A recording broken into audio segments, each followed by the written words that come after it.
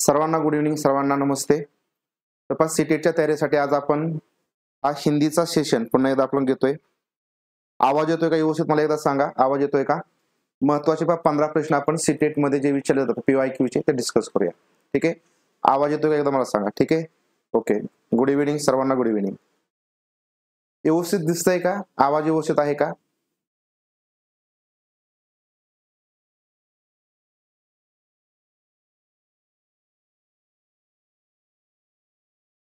ठीक.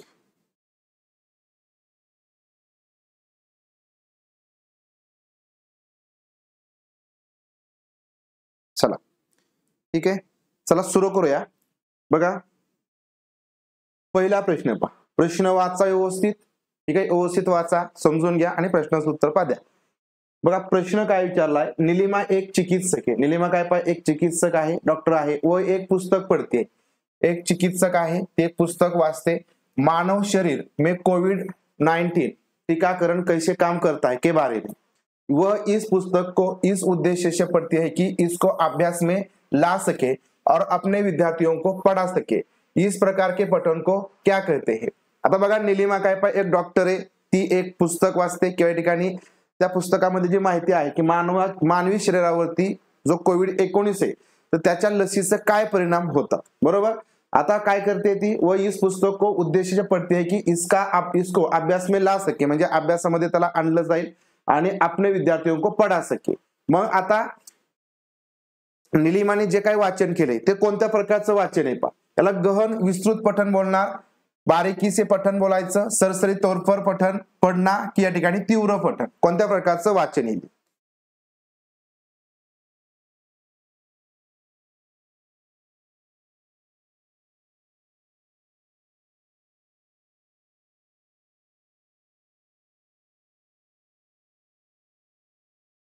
वाचन हे कोणत्या प्रकारचं आहे?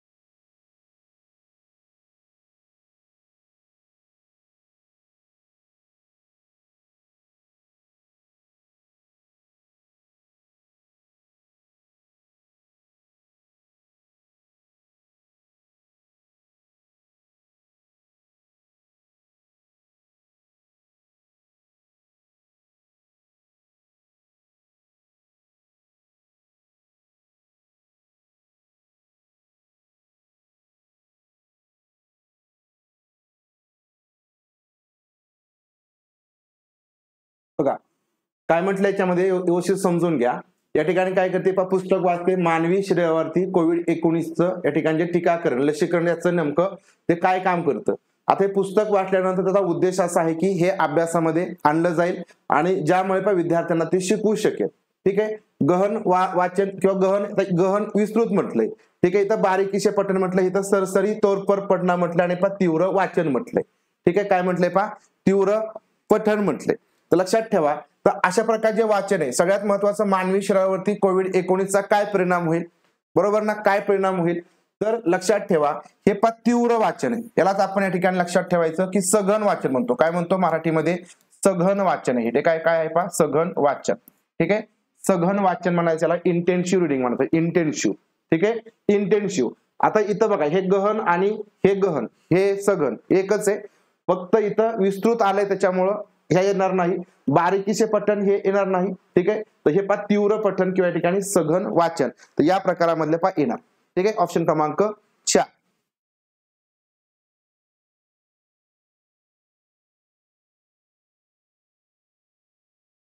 ठीक है, ऑप्शन क्रमांक 4 येईल.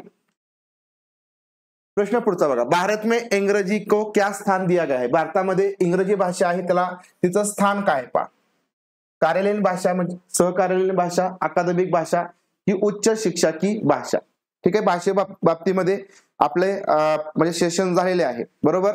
की मराठीमध्ये झाले, परंतु ते हिंदीमध्ये तुम्हाला उपयुक्त येतील. इंग्रजी भाषेच्या ठिकाणी स्थान काय आहे भारतामध्ये? कार्यालयीन भाषा आहे का? कार्यालयीन भाषा ही सहकार्यालयीन भाषा, अकादमिक भाषा की उच्च शिक्षण मधील भाषा? तर कोणती भाषा ही? तर इंग्रजी ही सहकार्यालयीन भाषा, बरोबर ना? काय पहा, सहकार्यालयीन भाषा आहे. म्हणजे आपली जर या ठिकाणी हिंदी, बरोबर ना, हिंदी आपली काय आहे? थोडक्यात एक आपण राज्य भाषा म्हणू, राष्ट्रीय भाषा म्हणू, परंतु या ठिकाणी जर सह किंवा कार्यालयीन भाषा हिंदी, परंतु सहकार्यालयीन भाषा जर म्हटलं तर आपली इंग्रजी भाषा येणार, बरोबर. सहकार्यालयीन भाषा कोणती येईल? इंग्रजी भाषा येईल. त्यानंतर प्रश्न तिसरा आहे बघा, राष्ट्रीय शिक्षा नीति 2020 एनईपी 2020 के बारे में निम्नलिखित में से कौन सा कथन सही है? ठीक आहे, एनईपी 2020 संदर्भामध्ये कोणतं विधान या ठिकाणी कसं आहे पहा, बरोबर आहे. ठीक आहे, बरोबर आहे. कार्यालयीन भाषा, बच्चों द्वारा सीखी जा रही 3 भाषाओं में से कम 2 भाषा भारत की होनी चाहिए. म्हणजे मुलांना जी काय आपण 3 भाषा शिकवतो त्यापैकी कमीत कमी 2 भाषा भारतातल्या असायला पाहिजे. बच्चों द्वारा सीखी जा रही 3 भाषाओं में से एक भारत की शास्त्रीय भाषा होनी चाहिए. म्हणजे मुलांना आपण ज्या भारतीय 3 भाषा शिकवतो त्यापैकी एक शास्त्रीय भाषा. शास्त्रीय भाषा म्हणजे काय पहा, अभिजात भाषा. कोणती? अभिजात भाषा असायला पाहिजे. बच्चे द्वारा शिकी जा रही 3 भाषाओं में से एक विदेशी भाषा असायला पाहिजे. एक कोणती असायला पाहिजे? विदेशी भाषा असायला पाहिजे. 4 म्हटले बच्चे द्वारा शिकी जा रही 3 भाषाओं में से एक भारत की भाषा होनी चाहिए. म्हणजे एक भारताची भाषा असायला पाहिजे. तर काय असायला पाहिजे? एनईपी 2020. तर यामध्ये बघा की ज्या काय 3 भाषा आहेत, बरोबर ना, जे त्रिभाषा सूत्र आहे, त्रिभाषा सूत्रानुसार, त्रिभाषा सूत्र म्हणजे कोणत्याही मुलाने 3 भाषा कमीत कमी कोणत्या 3 भाषा शिकल्या पाहिजे आणि त्या 3 भाषेपैकी कमीत कमी 2 भाषा या भारतीय असायला पाहिजे. कुठली? भारतीय भाषा असायला पाहिजे आणि एक मग तुमची विदेशी असेल, आधुनिक असेल तरी चालेल. ठीक आहे, मग पहिली भाषा आपली महाराष्ट्रामध्ये मराठी येईल मातृभाषा, दुसरी भाषा ही आपली हिंदी किंवा इंग्रजी येईल आणि तिसरी भाषा महाराष्ट्रामध्ये हिंदी किंवा इंग्रजी यापैकी, म्हणजे जर दुसरी भाषा आपण हिंदी ठेवली तर तिसरी भाषा काय येणार पहा, इंग्रजी येणार. तर अशा प्रकारे या ठिकाणी राष्ट्रीय शिक्षा नीति 2020 या संदर्भामध्ये बच्चे द्वारा शिकी जा रही 3 भाषा में से कम 2 भाषाएं भारतीय होनी चाहिए. ठीक आहे, ऑप्शन क्रमांक 1. प्रश्न पुढचा बघा,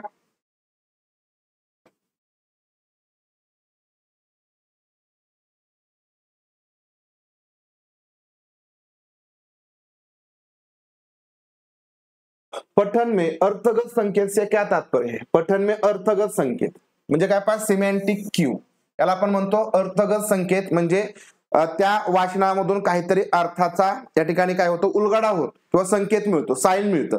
तर याचा तात्पर्य काय?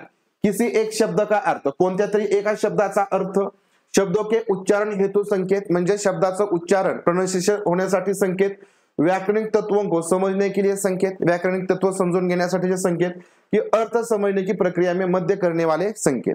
सिमेंटिक क्यू याला आपण म्हणतो. इंग्रजीमध्ये काय म्हणतो पहा, सिमेंटिक क्यू म्हणजे या ठिकाणी अर्थासाठीचे संकेत.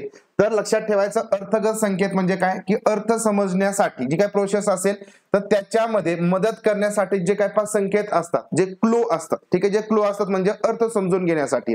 आपण ज्यावेळेस वाचन करतो त्यावेळेस आपल्याला किंवा मुलांना अर्थ समजावेत, बरोबर, अर्थ समजावेत यासाठी आपण अशा प्रकारचे संकेत देत असतो, त्यांना क्लू देतो आणि त्याच्या आधारे मुलांना मग ते अर्थ समजत असतात. कारण वाचनामध्ये सगळ्यात महत्वाचा अर्थ असतो, म्हणून अर्थ समजने की प्रक्रिया में मध्य करने वाले संकेत. तर हा काय पहा, अर्थगत संकेत. प्रश्न क्रमांक 5.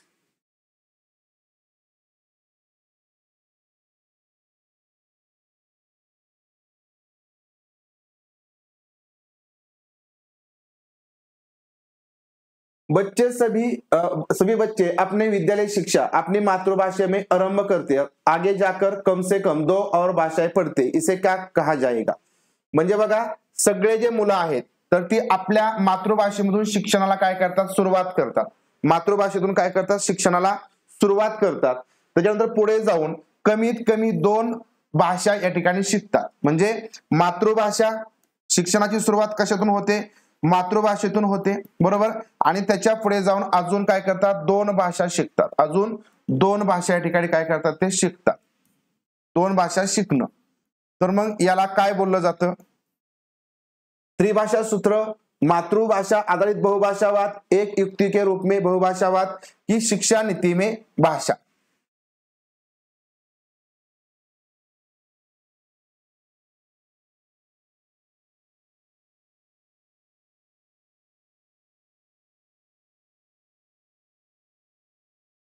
तर लक्षात ठेवायचं, आता बरेच जणांनी त्रिभाषा सूत्र असं उत्तर दिलंय, त्रिभाषा सूत्र हे याचं उत्तर नाही। तर लक्षात ठेवायचं की इथं आपल्याला पहिल्या वाक्यामध्ये काय म्हटलं हे आधी समजून घ्या, की कोणताही जो मुलगा आहे तो आधी मातृभाषेतून शिक्षणाला सुरुवात करतो। काय करतो? मातृभाषेतून शिक्षणाला सुरुवात करतो आणि पुढे जाऊन काय करतो? कम से कम 2 और भाषाएं पडते, म्हणजे कमीत कमी म्हटलंय, ठीक आहे, कमीत कमी तो जास्तही त्या ठिकाणी शिकू शकतो। म्हणजे या ठिकाणी लक्षात ठेवा, याला मातृभाषा आधारित बहुभाषावाद असं बोललं जातं। म्हणजे शिक्षणाला सुरुवात काय करायची? मातृभाषेतून करायची आणि त्याच्यानंतर पुढे जाऊन अजून जास्तीत जास्त 2 भाषा, कमीत कमी 2 भाषा किंवा आपण या ठिकाणी जास्तही शिकू शकतो। म्हणजे एकापेक्षा जास्त भाषा शिकणं किंवा एकापेक्षा जास्त भाषा येणं, तर हा असतो बहुभाषावाद।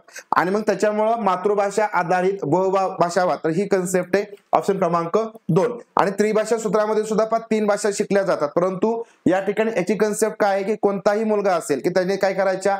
मातृभाषा, त्याच्यानंतर त्याची जी काही एक हिंदी भाषा असेल आणि अहिंदी राज्यातली हिंदी राज्यातली दुसरी भाषा आणि त्याच्यानंतर एक या ठिकाणी काय असणार आहे? आधुनिक भाषा असेल किंवा विदेशी भाषा असेल। तर हे आपल्याला त्रिभाषा सूत्रामध्ये सांगितलं, म्हणजे कोणत्याही 3 भाषा, बरोबर ना? कोणत्याही 3 भाषा जर म्हटलं असेल प्रश्नामध्ये तर त्रिभाषा म्हणायचं, परंतु जर मातृभाषेवर आधारित अजून 2 भाषा शिका असं बोललेलं असेल तर ते या ठिकाणी मातृभाषा आधारित बहुभाषावाद आहे, बरोबर? चला प्रश्न पुढचा बघा, निपुण से तात्पर्य, निपुणचा या ठिकाणी अर्थ काय होतो?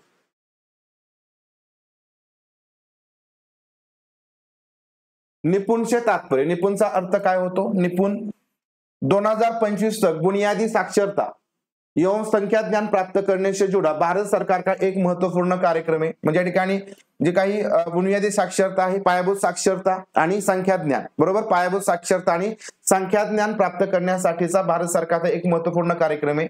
2028 तक माध्यमिक भाषा के सार्वजनिकरण हेतु राष्ट्रीय कार्यक्रम, राष्ट्रीय साक्षरता मिशन की राष्ट्रीय शिक्षा युक्ति। निपुण भारत,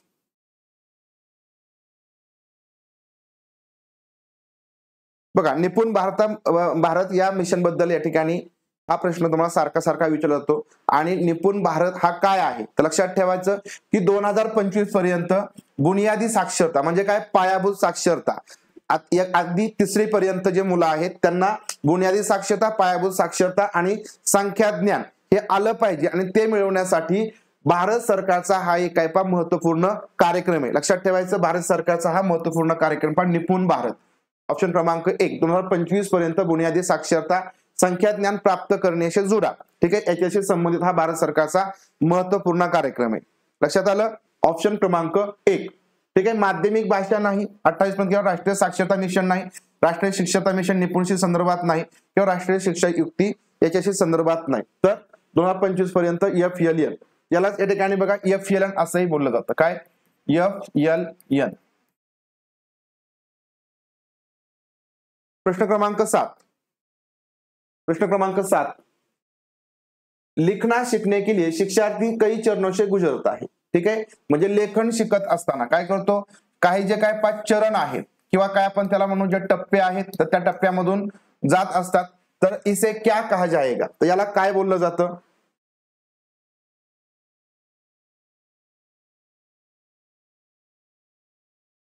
लेखन का उत्पाद उपागम, लेखन का प्रक्रिया उपागम, आरंभिक लेखन युक्तिया, समग्र भाषा पद्धती, होल लँग्वेज अप्रोच। बघा लेखन का उत्पाद उपागम म्हणजे काय? या ठिकाणी रायटिंग प्रोडक्शन, ठीक आहे, रायटिंग प्रोडक्शन अप्रोच। लेखन का प्रक्रिया म्हणजे काय? प्रोसिजरल रायटिंग, आरंभिक लेखन सुरुवातीचं रायटिंग स्किल आणि समग्र भाषा पद्धती म्हणजे होल लँग्वेज अप्रोच। लक्षात ठेवा, तर होल लँग्वेज अप्रोच याचा अर्थ काय होतो? तर होल लँग्वेज अप्रोच, तर याच्यामध्ये समग्र भाषा पद्धतीचा वापर केला जातो। समग्र भाषा पद्धती म्हणजे याच्यामध्ये सगळ्यात महत्वाचं संपूर्ण जी भाषा आहे तर ती शिकण्यावरती भर दिला जातो। आणि सगळ्यात महत्वाचं ही अर्थाशी संबंधित आहे, ठीक आहे, कशाशी, तर अर्थाशी संबंधित आहे होल लैंग्वेज अप्रोच, ठीक है। आता याच्यामध्ये आपल्याला काय म्हटलंय की लिखना सीखने के लिए शिक्षार्थी कई चरणों से म्हणजे काही टप्प्यांमधून या ठिकाणी त्याला जावं लागतं, बरोबर ना। म्हणजे आधी या ठिकाणी कोणता टप्पा असेल तुमचा, विचार मंथन असतं, काय असणार आहे विचार मंथन, ठीक आहे। त्यानंतर या ठिकाणी दुसरं काय असतं, विचार मंथन झालं, त्यानंतर आपण या ठिकाणी म्हणून त्याला कच्चा मसुदा किंवा या ठिकाणी ड्राफ्ट म्हणूया, ठीक आहे, ड्राफ्ट म्हणा किंवा कच्चा मसुदा म्हणा, ठीक आहे। त्यानंतर या ठिकाणी आपण काय करतो, कच्चा मसुदा लिहिला तुम्ही, तो आपण परत एकदा तपासून पाहतो, ठीक आहे, तपासून पाहणे। त्यानंतर त्याच्यामध्ये एडिटिंग करणे किंवा त्याला आपण संपादन म्हणतो, काय म्हणतो संपादन करणं। नंतर पाचवा काय म्हणतो, परत तपासणे असते, ठीक आहे, परत तपासणे असतं। परत तपासण्यानंतर परत या ठिकाणी काही चुका असतील त्या दुरुस्त केल्या जातील आणि त्या परत एकदा प्रूफ रिडिंगला दिल्या जातील आणि त्या जर करेक्ट असतील तर मग फायनली या ठिकाणी जो काही मसुदा आहे तो तयार केला जातो आणि तो फायनल मसुदा तयार झाला की नंतर मग आपण ते काय करतो, थोडक्यात जर शाळेमध्ये असेल तर आपण शिक्षकांना दाखवतो किंवा जर ते पुस्तक असेल तर मग ते पब्लिशिंगला देत असतो। मग या टप्प्यांमधून या ठिकाणी जावं लागतं, तर याला लेखन का प्रक्रिया उपागम असं बोललं जातं, लेखन का प्रक्रिया उपागम, ठीक आहे, लेखन का प्रक्रिया उपागम। लेखन का प्रक्रिया उपागम म्हणजे लक्षात ठेवायचं रायटिंग प्रोसिजरल अप्रोच, ठीक आहे, प्रोसिजर म्हणजे या ठिकाणी ही लेखनाची प्रक्रिया आहे, ऑप्शन क्रमांक 2। पुढे पद्य शिक्षण का मुख्य उद्देश आहे, पद्य शिक्षण। पद्य म्हणजे काय, पद्य म्हणजे लक्षात ठेवायचं कविता। मग कविता शिकण्याचा मुख्य उद्देश काय, कविता शिकण्याचा मुख्य उद्देश काय किंवा कविता शिक्षणाचा मुख्य उद्देश काय, साहित्यिक भाषा के रस की सराहना करना और आनंद लेना। म्हणजे साहित्यिक भाषा की जे रस आहे त्याची सराहना अप्रिशिएशन करणं आणि काय करतं त्याचा आनंद घेणं। भाषा और कविता की भाषा सीखना म्हणजे भाषा असेल आणि कवितेची भाषा शिकणं। कविता में प्रयुक्त व्याकरणिक पहलुओं को सीखना, कवितेमध्ये जे काही व्याकरणिक घटक असतील ते शिकणं। आणि यह शिकना की कवी क्या सोचता आहे म्हणजे हे शिकणं की जो कवी असेल त्या ठिकाणी जी कवयित्री असेल त्या नेमका काय विचार करतात आणि कोणत्या माध्यमातून त्यांनी कविता रचलेली आहे। मग लक्षात ठेवा पद्य, ठीक आहे, पद्य याचा उद्देश काय,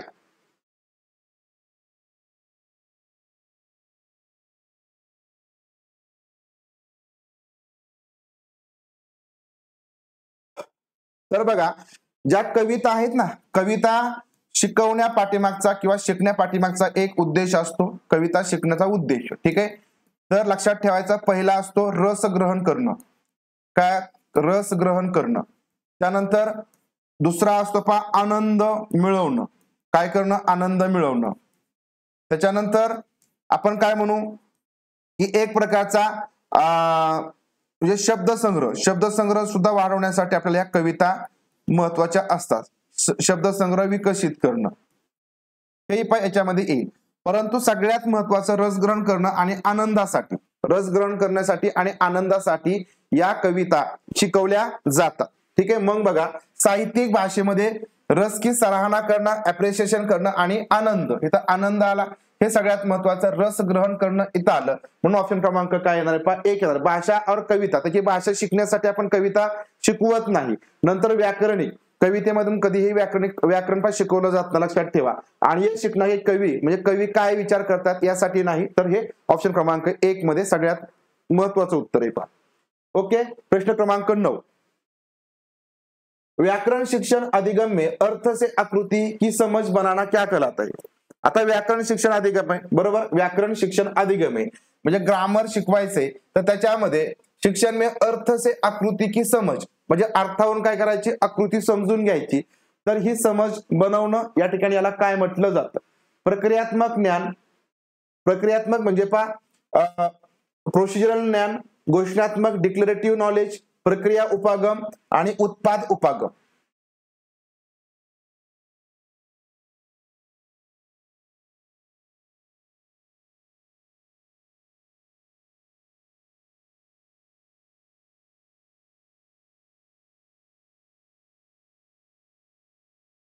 अर्थ से, ठीक आहे, अर्थ से आकृती की समझ, तर हे काय आहे तर लक्षात ठेवायचं व्याकरण शिक्षण अधिगमामध्ये आकृती की समज किंवा आपण त्याला स्ट्रक्चरल म्हणूया, तर हे तुमचं प्रक्रियात्मक नॉलेज असतं। काय असतं, हे प्रक्रियात्मक नॉलेज असतं।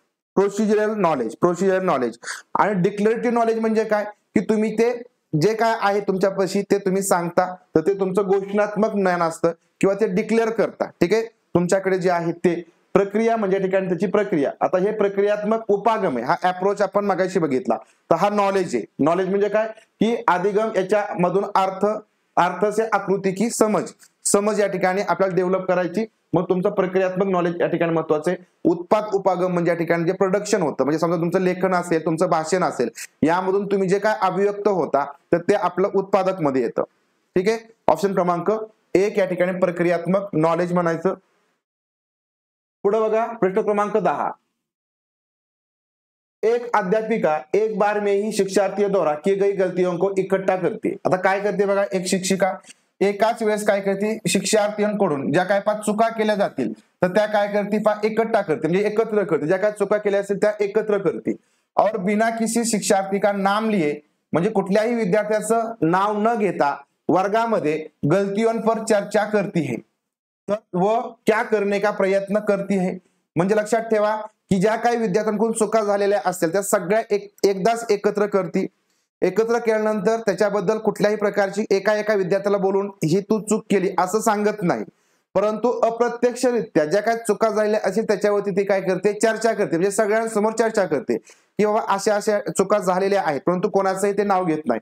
मग या ठिकाणी ती काय करण्याचा प्रयत्न करते, व शिक्षार्थियों को उनके भाषा प्रयोग पर प्रतिपुष्टी दे रही. म्हणजे प्रतिपुष्टी म्हणजे काय, फीडबॅक या ठिकाणी दिला जातोय का, बरोबर, फीडबॅक दिला जातोय का ज्या काय भाषेच्या वापरासंदर्भात ज्या काही चुका असतील किंवा त्याच्या संदर्भात चुका आहेत किंवा त्याच्या वापराबाबतीमध्ये फीडबॅक देती. व अपने शिक्षार्थियों की गलतियां ढूंढ रही है, म्हणजे त्या चुका या ठिकाणी शोधती. व चर्चा के माध्यम से भाषा पढ़ा रही है, चर्चा करून भाषा शिकवती. व उपचारात्मक शिक्षण कर रही है, म्हणजे या ठिकाणी डायग्नोस्टिक टेस्ट या ठिकाणी एज्युकेशन चालू आहे का. बघा आपण म्हटलं की चुका काय आहेत चुका या भाषा शिक्षणाचा महत्वाचा काय आहे, एक म्हणजे भाग आहे. म्हणजे चुका या होणारच, परंतु चुका म्हणजे लक्षात ठेवायचं की विद्यार्थ्यांना कधीही डायरेक्टली सांगायच्या नसतात, तर इनडायरेक्टली त्याच्यावरती आपण चर्चा केली पाहिजे. विद्यार्थ्यांना ते डायरेक्टली हे तुझं चुकले असं न बोलता त्याच्यावरती चर्चा केली की त्याच्या माध्यमातून विद्यार्थ्यांना त्या भाषा ज्या चुका आहेत त्या समजतात आणि विद्यार्थी त्याच्यामध्ये काय करतील, सुधारणा करतील. आता याच्यामध्ये काय झालं की त्या चुका या ठिकाणी सगळ्यांच्या एकत्र केल्या, एका विद्यार्थ्याच्या नाही सगळ्यांच्या चुका एकत्र केल्या आणि त्याच्यावरती काय केलं, कुणाचंही नाव न घेता त्याच्यावरती काय केली, चर्चा केली. म्हणजे लक्षात ठेवा प्रत्येक विद्यार्थ्याकडून काहीतरी चूक झाली असेल, म्हणजे भाषा वापराबद्दल, बरोबर ना, भाषेबद्दल काहीतरी चूक झाली असेल. मग या ठिकाणी ती काय करते, जर चर्चा होते ना, लक्षात ठेवा म्हणजे गलतीवर चर्चा होते तर या ठिकाणी आपण काय करतो असतो, फीडबॅक देत असतो. म्हणजे मुलांनी जे काय लिहिलेलं आहे किंवा मुलांनी जे काही भाषेचा वापर केलाय त्याच्यावरती शिक्षकाचा इतपात फीडबॅक दिला गेलाय, बरोबर ना. म्हणजे चर्चा करणं म्हणजे काय, फीडबॅक, की म्हणजे भाषेचा वापर अशा प्रकारचा व्हायला पाहिजे होता. मग या ठिकाणी चुका काढती का, चुका अजिबात काढल्या जात नाहीत. त्यानंतर या ठिकाणी चर्चे के माध्यम से भाषा शिकवती का नाही, मुलांनी ऑलरेडी त्या ठिकाणी त्यांना जे काही अभिव्यक्त व्हायचे ते अभिव्यक्त केले, फक्त आता भाषेचा वापर कशा प्रकारे करायचा ते त्यांना सांगायचे आणि त्यासाठी हा फीडबॅक दिला गेलाय. म्हणजे समजा कोणाचे नाव न घेता म्हणजे अशा प्रकारे याचा वापर झालेला आहे, अशा प्रकारची भाषा इथं वापरायला पाहिजे होती. मग हा सगळा काय असतो, फीडबॅक असतो. आणि हे उपचारात्मक शिक्षण आहे. उपचारात्मक शिक्षण कधी असतं, जर एखादा आपण घटक शिकवला आणि तो घटक मुलांना जर नाही समजला किंवा एखाद्या प्रश्नाचं उत्तर मुलांना नाही आलं, म्हणजे थोडक्यात तो टॉपिक समजला नाही, तर तो टॉपिक समजावा यासाठी आपण उपचारात्मक शिक्षण देत असतो. तर हे चुकीच्या बाबतीमध्ये आहे म्हणून या ठिकाणी फीडबॅक महत्वाचा आहे. ओके, चला पुढे बघा प्रश्न क्रमांक 11 आहे. एक अध्यापक कक्षा 8 के विद्यार्थियों को अपने शहर या गांव में भ्रमण कर ऐतिहासिक स्मारक. आता इयत्ता 8वीचा वर्ग आहे, या ठिकाणी विद्यार्थ्यांना शहरामध्ये गावामध्ये काय करतात फिरवून आणून ऐतिहासिक स्मारक असतील काय ऐतिहासिक स्मारक और महत्वपूर्ण स्थानों के बारे में जानकारी एकत्र करने के लिए कहते हैं. म्हणजे ऐतिहासिक स्मारक असतील, महत्वपूर्ण लोकेशन असतील, स्थान असतील, तर त्या ठिकाणी त्या स्थानांच्या संदर्भात जी काय माहिती आहे तर ती काय करायला सांगितली, एकत्र करायला सांगितली. जिससे की वह पर्यटकों के लिए पोस्टर तयार कर सके. त्याला काय करायचं आहे, पर्यटकांसाठी काय करायचं आहे पोस्टर बनवायचं आहे. कशाच्या आधारावरती, की मुलं जी काय माहिती एकत्र करतील त्याच्या आधारावरती. तर इस गतिविधि को किस रूप में जाना जाएगा. मग आता ही जी ऍक्टिव्हिटी आहे तर ही ऍक्टिव्हिटी काय म्हणून ओळखली जाईल. परियोजना, परियोजना कार्य, प्रदत्त कार्य, समूह कार्य.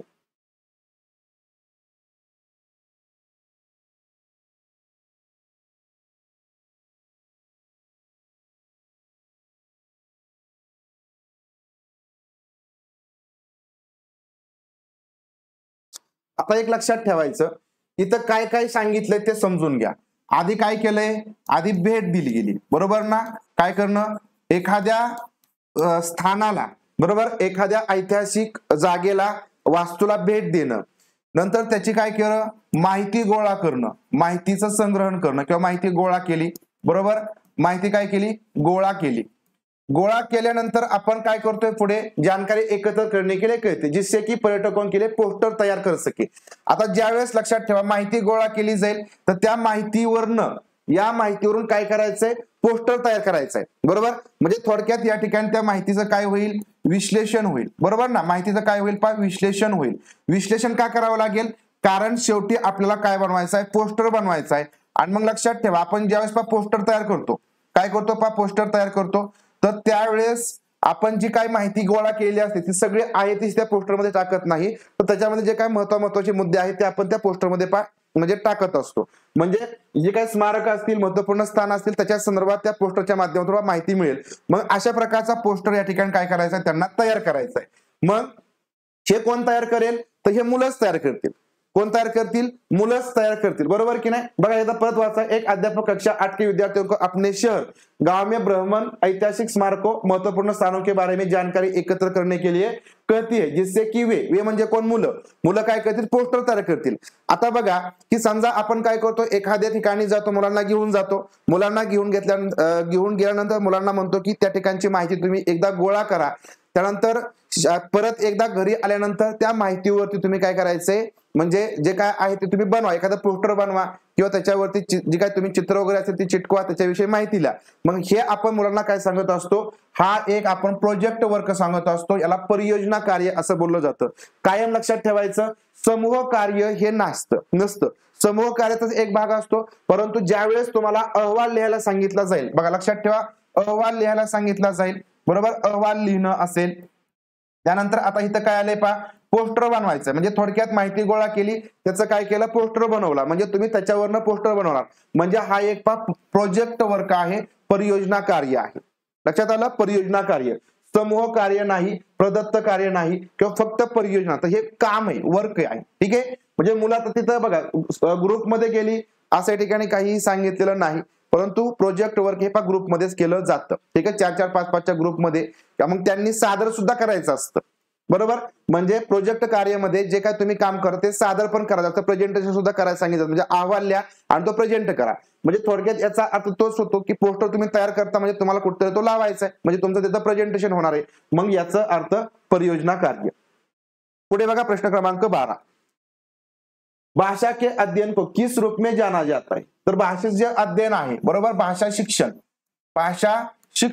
तर हे कोणत्या रूपात या ठिकाणी ओळखलं जातं. भाषा शिक्षण, भाषा शिक्षाशास्त्र म्हणजे अध्यापनशास्त्र, बरोबर ना. भाषाचं अध्यापनशास्त्र, भाषा विज्ञान म्हणजे लँग्वेज सायन्स, भाषा का व्याकरण, संदर्भ में भाषा अधिगम, संदर्भामध्ये भाषेचं अधिगम. आता भाषेचं अध्ययन म्हटलंय, लक्षात ठेवा, भाषेचं अध्ययन म्हटलेलं आहे. आता थोडक्यात आपण जे काय शिकवतो, जे अध्यापन करतो, तर तुमचं ते भाषा शिक्षाशास्त्रामध्ये, बरोबर ना. म्हणजे लँग्वेज पॅडागॉजी, याला आपण काय म्हणणार, लँग्वेज पॅडागॉजी. हे काय येईल तुमचं, लँग्वेज पॅडागॉजी. पॅडागॉजी म्हणजे लक्षात ठेवायचं की याच्यामध्ये आपण मुलांना अध्यापन करतो. भाषा विज्ञान म्हणजे सायन्स ऑफ लँग्वेज, भाषेचं व्याकरण आहे आणि संदर्भामध्ये या ठिकाणी काय भाषा आहे किंवा संदर्भामध्ये भाषेचं शिक्षण आहे. तर भाषेचं अध्ययन हे भाषा विज्ञान.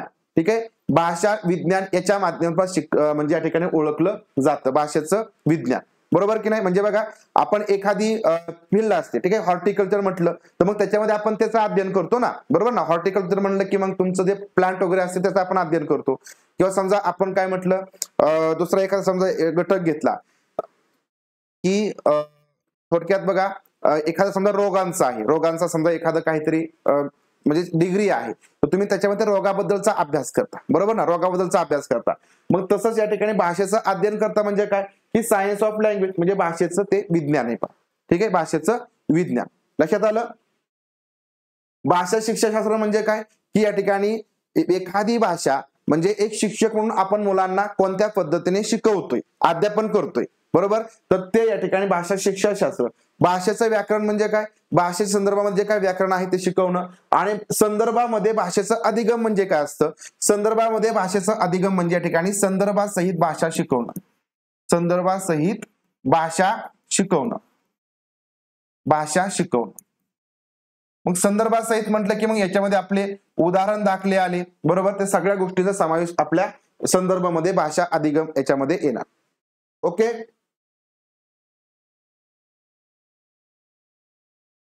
पुढचा प्रश्न बघा, सीखने के अधिगम प्रतिफल, सीखने के अधिगम प्रतिफल का उद्देश्य किसे समुन्नत करना है. आता सीखने के अधिगम प्रतिफल म्हणजे अध्ययन निष्पत्ती. काय असते, अध्ययन निष्पत्ती असते, अध्ययन निष्पत्ती. तर याचा उद्देश खालीलपैकी कशाला समुन्नत करणं म्हणजे समाविष्ट करणं आहे. समुन्नत करणं म्हणजे पण समाविष्ट करणं. कौशल आधारित भाषा अधिगम, कौशल आधारित म्हणजे स्किल बेस्ड भाषा अधिगम, भाषा म्हणजे लँग्वेज लर्निंग. दक्षता आधारित भाषा अधिगम, विषय वस्तू में प्रवीणता, जे कंटेंट आहे, कंटेंट आहे त्याच्यामध्ये प्रोफिशियन्सी मिळवणं. भाषा के व्याकरणिक ज्ञान की पुरी समज म्हणजे भाषेचं व्याकरणिक नॉलेज आहे त्याची पूर्णपणे समज. मग इथं आपल्याला सांगितलंय की या ठिकाणी शिकणे के अधिगम प्रतिफल म्हणजे अध्ययन निष्पत्तीमध्ये खालीलपैकी कोण, अध्ययन निष्पत्ती का उद्देश, तर खालीलपैकी कशाचा समावेश असेल, कशाचा समावेश त्याच्यामध्ये करेल.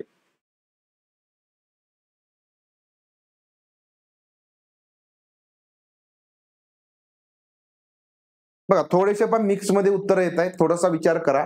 आपल्याला लक्षात ठेवायचं काय म्हटलंय की शिकणे के अधिगम प्रतिफल, आता जे काय अध्ययन निष्पत्ती आहे त्याचा उद्देश, बरोबर ना, अध्ययन निष्पत्ती. समजा भाषेची एखादी अध्ययन निष्पत्ती आहे. थोडक्यात आपण एक उदाहरण घेतलं की मुलांनी काय करायचं आहे की योग्य प्रकारे आपल्याला अभिव्यक्त होता येईल, म्हणजे मुलांनी अभिव्यक्त व्हायचं आहे, किंवा मुलांची अभिव्यक्ती म्हणजे कशी असायला पाहिजे, योग्य असायला पाहिजे. किंवा समजा एखादा जे मुलं आहे, समजा दुसरीमध्ये तिसरीमध्ये जो मुलगा आहे तो स्वतःलाच योग्य प्रकारे अभिव्यक्त करतो, ही एक काय अध्ययन निष्पत्ती आहे. ठीक आहे, मराठीमधली ही अध्ययन निष्पत्ती झाली. दुसरी अजून एक अध्ययन निष्पत्ती आपल्याला काय म्हणता येईल की समजा मुलांना जो काही योग्य जे शब्दसंग्रह आहे ते योग्य ठिकाणी आणि योग्य त्या सिच्युएशन मध्ये वापरता येणं, ही एक अध्ययन निष्पत्ती आहे. मग आता लक्षात ठेवा की समजा एखादा मुलगा असेल, एखादा विद्यार्थी आहे, तो काय करतोय की आपल्याला स्वतःला तो काय करतोय, अभिव्यक्त करायला शिकतोय, म्हणजे त्याची ती अध्ययन निष्पत्ती पूर्ण झाली. म्हणजे तो स्वतःला जर अभिव्यक्त करत असेल तर ही त्याची अध्ययन निष्पत्ती काय झाली, पूर्ण झाली. मग तुम्ही स्वतःला अभिव्यक्त करताय किंवा समजा योग्य त्या शब्दसंग्रहाचा योग्य त्या ठिकाणी योग्य त्या परिस्थितीमध्ये वापर तो करायला शिकला. मग याच्यामध्ये काय आलं, सगळ्यात याच्यामध्ये येथे स्किल आलं का, ते कौशल्य आधारित अधिगम होते का याच्यामध्ये, तर ते अधिगम तसं कौशल्य आधारित होत नाही. तर याच्यामध्ये पण लक्षात ठेवायचं दक्षता घेतली जाते. म्हणजे जर समजा आपल्याला अभिव्यक्त व्हायचंय तर आपण काय अभिव्यक्त व्हायचंय, कसं अभिव्यक्त व्हायचंय याबद्दल मुलं विचार करतील, आधी विचार करतील, नंतर ते सरावाने त्यांना ते येणार आहे, म्हणजे त्यांची ती अध्ययन निष्पत्ती पूर्ण झाली. म्हणजे जर तो प्रॉपरपणे आपल्याला स्वतःला अभिव्यक्त करू शकत असेल तर तो दक्षता पूर्ण करणार आहे, बरोबर. त्याच्यानंतर जर अशी योग्य त्या शब्दसंग्रहांचा वापर योग्य त्या ठिकाणी, म्हणजे बघा शब्दसंग्रह आपल्याला जो काही शब्द असतो, समजा एखाद्याला आदरयुक्त बोलायचं असेल तर आदरयुक्त बोलत असताना आपल्याला त्या ठिकाणी तेच शब्दसंग्रहाचा वापर करावा लागतो, बरोबर. असं कोणताही शब्दसंग्रह वापरून चालणार नाही. त्यामुळे ते शब्दसंग्रह वापरत असताना दक्षता महत्वाची असते. म्हणून लक्षात घ्या की इतर शिकणे के अधिगम प्रतिफल याच्यामधला, ठीक आहे, याच्यामधला दक्षता आधारित भाषा अधिगम, तर हे या ठिकाणी आपल्याला याच्याशी काय करावं लागेल, समाविष्ट करावं लागेल. इथं कौशल्य आधारित भाषा अधिगम नाही. आता कौशल्य आधारित जर म्हटलं तर मग याच्यामध्ये तुमचं समजा एखादं बोलणं असेल, तुम्ही एखाद्या कसं बोलताय, प्रवाहीपणे बोलताय, प्रोफिशियन्सी बोला, फ्लुएंटली बोलताय, मग तुमचं त्या ठिकाणी हे कौशल्य आधारित आलं असतं. विषय वस्तू म्हणजे कंटेंट म्हणलंय, कंटेंट मध्ये आपल्याला प्रवीणता घेऊन भाषेशी म्हणजे काहीही महत्वाचं नसतं. कंटेंट मध्ये तुम्हाला प्रवीणता आली, प्रवीणता ही तुम्हाला तुमच्या लेखनामध्ये यायला पाहिजे, तुमच्या भाषणामध्ये यायला पाहिजे, तुमच्या वाचनामध्ये प्रवीणता आली पाहिजे, बरोबर, त्या कौशल्यामध्ये. आणि भाषा की व्याकरण ज्ञान की पुरी समज, फक्त भाषेचं व्याकरण फक्त सगळं समजून घेणं म्हणजे या ठिकाणी अधिगम प्रतिफलाचा उद्देश नाही. तर सगळं तरच म्हणजे दक्षतापूर्ण तुमची भाषा तुम्हाला वापरता आली पाहिजे. मग तुम्ही ती व्याकरणामध्ये दक्षतापूर्ण वापरणार, तुम्ही ती कंटेंट मध्ये सुद्धा वापरणार, प्रोफिशियन्सी येईल त्याच्यामध्ये, आणि सगळ्यात महत्वाचं कौशल्यामध्ये सुद्धा येईल. म्हणजे दक्षता या ठिकाणी सगळ्यात महत्वाचं. लक्षात आलं? प्रश्न पुढचा बघा, प्रश्न क्रमांक 14. कक्षा में कक्षा 6 म्हणजे वर्ग 6 इयत्ता 6वीं मध्ये पढ़ने वाला विद्यार्थी रहीम किसी पाठ्य सामग्री को पढ़ते समय उसका अर्थ समझने के लिए अपने पूर्व ज्ञान का प्रयोग करता है. म्हणजे अर्थ समजून घेण्यासाठी काय करतोय, जे प्रीवियस नॉलेज आहे त्याचा वापर करतो. वह पठन के किस मॉडेल का इस्तेमाल कर रहा है. मग आता वाचनाच्या कोणत्या मॉडेलचा या ठिकाणी तो वापर करतोय. अर्थ समजण्यासाठी पूर्वज्ञानाचा वापर करणं. काय करायचं आहे, अर्थ समजून घ्यायचा आहे. बरोबर, अर्थ समजणे, आणि त्यासाठी काय करतोय या ठिकाणी पूर्वज्ञानाचा वापर करतो. ठीक आहे, पूर्वज्ञान वापरतोय. मग वाचनाच्या कोणत्या पद्धतीचा किंवा मॉडेलचा वापर होतोय. Top down model, bottom up model, प्रक्रिया मॉडेल की उत्पाद मॉडेल. आता टॉप डाऊन तुम्हाला सगळ्यांना माहिती, टॉप डाऊन म्हणजे काय असतं. ठीक आहे, टॉप डाऊन, टॉप डाऊनचा अर्थ असा असतो, या ठिकाणी आपण सर्वोच्च म्हणजे वरच्या लेवलवरून, बरोबर ना, म्हणजे या ठिकाणी आपण काय म्हणतो की हाय लेवलवरून आपण काय करतो, या खालच्या लेवलला म्हणजे लो लेवलकडे जात असतो. ठीक आहे, हाय लेवलकडून लो लेवलकडे टॉप डाऊन. आणि बॉटम अप म्हणजे काय असते, बॉटम अप, बॉटम अप म्हणजे या ठिकाणी आपण लो लेवलकडून काय करतो, हाय लेवलकडे जात असतो. ठीक आहे, अशा प्रकारची या ठिकाणी टॉप डाऊन आणि बॉटम अप मेथड असते. आता याच्यामध्ये काय म्हटलं की अर्थ समजून घेण्यासाठी डायरेक्टली तो अर्थ समजतोय, बरोबर ना. अर्थ समजून घेण्यासाठी तो पूर्वज्ञानाचा वापर करतोय, म्हणजे तो त्या लेवलला पोहोचलाय, म्हणजे तो एकदम वरच्या लेवलला पोहोचलाय, बरोबर की नाही. तो वरच्या लेवलला पोहोचलाय आणि तो अर्थ समजून घेण्यासाठी पूर्वज्ञानाचा काय करतोय, वापर करतोय. म्हणजे लक्षात ठेवा, इथं काय पा टॉप डाऊन मेथडचा वापर पा केलेला आहे. बरोबर, टॉप डाऊन, लक्षात आलं, टॉप डाऊन मेथड. याला मराठीमध्ये अवगामी पद्धती, आणि इथं पा ही बॉटम अप म्हणजे पा उद्गामी. मराठीमध्ये ही उद्गामी पद्धत, तर ही आहे पा अवगामी पद्धती मराठीमध्ये. प्रश्न शेवटचा आहे बघा, प्रामाणिक पाठ्य सामग्री क्या आहे. प्रामाणिक पाठ्य सामग्री यालाच आपण मराठीमध्ये पा अधिकृत पाठ्य सामग्री म्हणूया. ठीक आहे, अधिकृत पाठ्य सामग्री. अधिकृत पाठ्य सामग्री काय आहे. किसी भी उद्देश्य के लिए लिखी गई पाठ्य सामग्री जिसे भाषा के शिक्षण अधिगम में प्रयोग में लाया जा रहा है. म्हणजे कोणत्याही उद्देशासाठी जी काय पाठ्य सामग्री लिहिली असेल, म्हणजे काही उद्देश असेल, कोणताही उद्देश न ठरवता कोणताही उद्देश असेल ज्याच्यासाठी पाठ्य सामग्री लिहिली असेल, तर त्याला आपण भाषेच्या शिक्षणामध्ये किंवा अधिगम याच्यामध्ये काय करतो, वापर करतो. पाठ्यपुस्तक के लेखकों द्वारा उद्देश्य के साथ लिखी गई पाठ्य सामग्री जिसे भाषा के शिक्षण अधिगम में प्रयोग में लाया जा रहा है. इथं काय म्हटलंय बघा, जे पाठ्यपुस्तकाचे काय लेखक असतील, बरोबर, पाठ्यपुस्तक ज्याचं असेल त्या लेखकाने कोणता तरी उद्देश ठेवून, बरोबर ना, उद्देश्य के साथ म्हणजे काय, उद्देश ठेवून पाठ्य सामग्री जिसे भाषा के शिक्षण अधिगम में प्रयोग में ला जा रहा है. नंतर भाषाओं के शिक्षण अधिगम के लिए सामग्री म्हणजे भाषेच्या शिक्षण अधिगम याच्यासाठीच म्हणजे शिक्षणासाठीच एखादी सामग्री लिहिलेली असेल. भाषाओं के शिक्षण अधिगम के लिए अध्यापकों द्वारा कृत्रिम रूप से तैयार की गई पाठ्य सामग्री म्हणजे कृत्रिम पद्धतीने तयार केलेली पाठ्य सामग्री. आता लक्षात घ्यायचं की अधिगम म्हणजे अधिकृत सामग्री काय असते, तर लक्षात ठेवायचं याच्यामध्ये नैसर्गिक लेखन अपेक्षित असतं. सगळ्यात महत्वाचं काय अपेक्षित आहे पा, नैसर्गिक लेखन अपेक्षित असतं.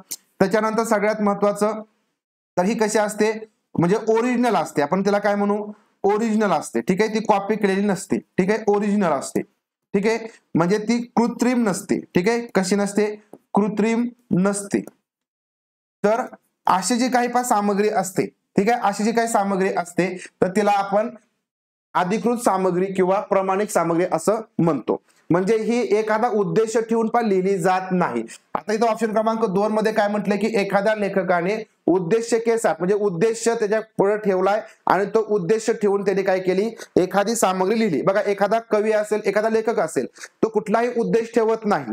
तर त्याला जे काही वाटतं तर तो कवितेमध्ये लिहित असेल, त्याचा एखादी कादंबरी असेल त्याच्यामध्ये तो लिहित असतो आणि मग त्याच्यामधूनच एखादा धडा किंवा एखादी कविता ही आपल्याला पाठ्यपुस्तकामध्ये घेतलेली असते. त्या लेखकाचा असा उद्देश नसतो की मी पुस्तक लिहिणार आहे आणि मग पुस्तकामधली एखादी कविता किंवा एखादा धडा हा माझा पाठ्यपुस्तकामध्ये यायला पाहिजे, असा कोणताही त्याचा उद्देश नसतो. म्हणून उद्देश्य के साथ लिखी हे चुकीचं आहे. नंतर बघा, भाषेच्या अध्ययनासाठी किंवा अध्यापनासाठी कोणीही लेखन करत नाही, बरोबर. त्यासाठी कुणालाही लिहायला सांगितलं जात नाही, बरोबर. त्यानंतर भाषांचे शिक्षण अधिगम केले अध्यापकाद्वारा म्हणजे कृत्रिमपणे ती तयार केली जात नाही, ती नैसर्गिक असते.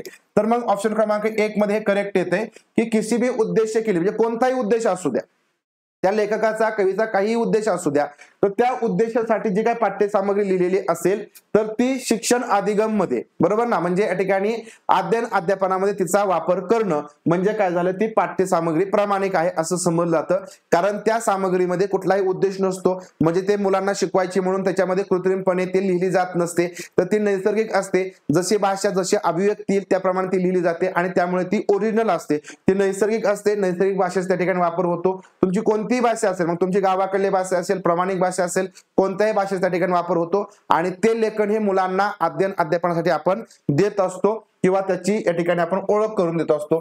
तर ऑप्शन क्रमांक 1 मध्ये याचं करेक्ट असं उत्तर पाहिजे. लक्षात आले पर्यंत सगळे प्रश्न समजले? एखादी कन्सेप्ट समजली नसेल तर तुम्ही विचारू शकता, ठीक आहे. बघा, सगळ्या कन्सेप्ट 3 महिन्याचा वेळ आहे, सगळ्या कन्सेप्ट आपण व्यवस्थित समजून घेऊया. त्यामुळे घाई गडबड आपल्याला करायची नाही. 15 प्रश्न आपल्याला घ्यायचे, ठीक आहे. परीक्षेच्या जवळ असते तर आपल्याला जास्त घ्यावे लागले असते, घेतले असते, परंतु कमी प्रश्न घेतले की तुम्हाला सगळ्या कन्सेप्ट समजतील. तुम्हाला या कन्सेप्ट समजल्या का एकदा मला सांगा, कमेंट मध्ये सांगा की कन्सेप्ट समजल्यात म्हणून, ठीक आहे. आपण मराठी अध्यापन शास्त्र तसं समजून घेतोय, सीडीपी म्हणजे बालमानवशास्त्र तसं समजून घेतोय, सगळे विषय आपण अशाच प्रकारे समजून घेतोय, ज्याच्यामुळे तुम्हाला प्रश्नाच्या बाबतीमध्ये आता बऱ्याच जणांच्या प्रश्नाची उत्तर देत असताना थोडीशी मिस्टेक झाल्यात, परंतु परत एकदा हा व्हिडिओ रिपीट मध्ये बघा म्हणजे तुम्हाला ह्या कन्सेप्ट समजतील.